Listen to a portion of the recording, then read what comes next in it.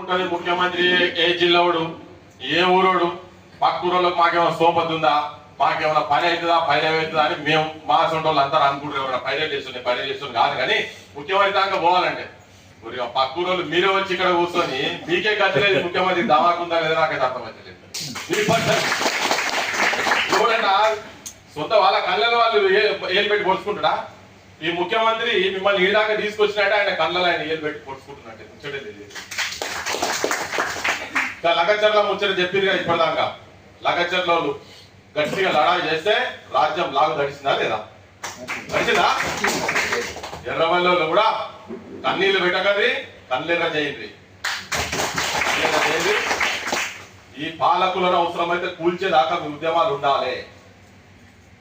మీ లోపల నేను అందరిని మీ లోపల సమ్మక్కలను చూస్తున్నా, సారక్కలను చూస్తున్నా, పెళ్లి లలితలను చూస్తున్నా, సాకల ఐలమ్మలను చూస్తున్నాయి.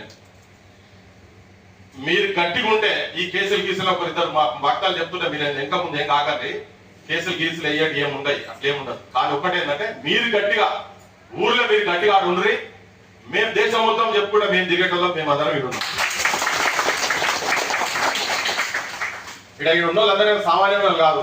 పాలమూరి అధ్యయన వేదిక పావు చాలా మంది ఇప్పుడు రాజకీయ నాయకులు ఇట్లా చూపించరుగా, సంతకాలన్నీ పెట్టి చూపించరుగా. అన్ని పార్టీలు అందరు సపోర్ట్ చేస్తున్నారు. కానీ మరి ఇది కాదు.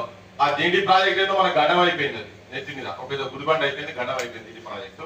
సో అందరు రాజకీయ నాయకులు అందరూ మాట్లాడుతున్నారు. కానీ ఎవరు టైంకి వచ్చే వరకు ఎవరు నిలబడతలేరు.